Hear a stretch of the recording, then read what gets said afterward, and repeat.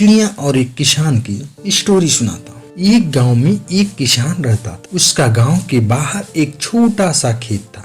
एक बार फसल बोने के कुछ दिनों बाद उसके खेत में एक चिड़िया ने घोंसला बना लिया। कुछ समय बीता तो चिड़िया ने वहाँ 2 अंडे भी दे दिए। उन दोनों अंडों में से छोटे छोटे बच्चे निकल आए। वे बड़े मजे से उस खेत में अपना जीवन गुजारने लगे। कुछ महीनों बाद फसल कटाई का समय आ गया। गांव के सभी किसान अपने खेतों की फसल की कटाई में लग गए। अब चिड़िया और उसके बच्चों का वह खेत छोड़कर नए स्थान पर जाने का समय आ गया था। एक दिन खेत में चिड़िया के बच्चों ने किसान को यह कहते सुन ला कि कल मैं फसल की कटाई के लिए अपने पड़ोसी से पूछूंगा और उससे खेत में भेजूंगा। यह सुनकर चिड़िया के बच्चों ने मन में टेंशन पा ली और परेशान हो गए। उस समय चिड़िया कहीं गई हुई थी।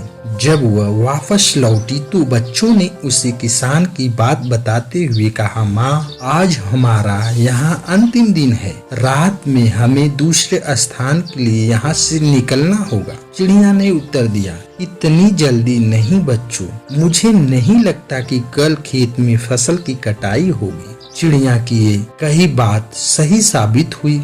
दूसरे दिन किसान का पड़ोसी खेत में नहीं आया और फसल की कटाई न ही हो पाई। शाम को किसान खेत में आया और खेत को जैसे का तैसा देख बुदबुदाने लगा कि ये पड़ोसी तो नहीं आया। ऐसा करता हूँ, कल अपने किसी रिश्तेदार को भेज देता हूँ। चिड़िया के बच्चे ने फिर से किसान की बात सुन ली। परेशान हो गए।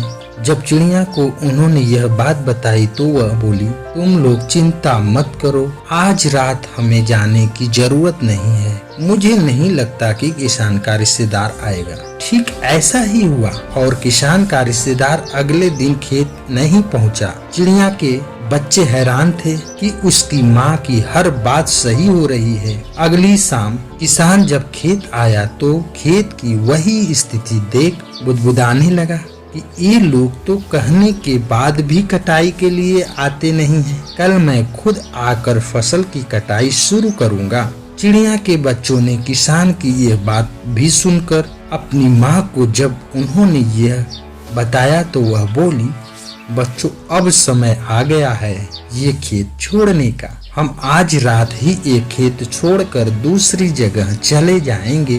दोनों बच्चे हैरान थे कि इस बार ऐसा क्या है जो माँ खेत छोड़ने को तैयार है। उन्होंने पूछा तो चिड़िया बोली, बच्चों, पिछली 2 बार किसान कटाई के लिए दूसरे पर निर्भर था।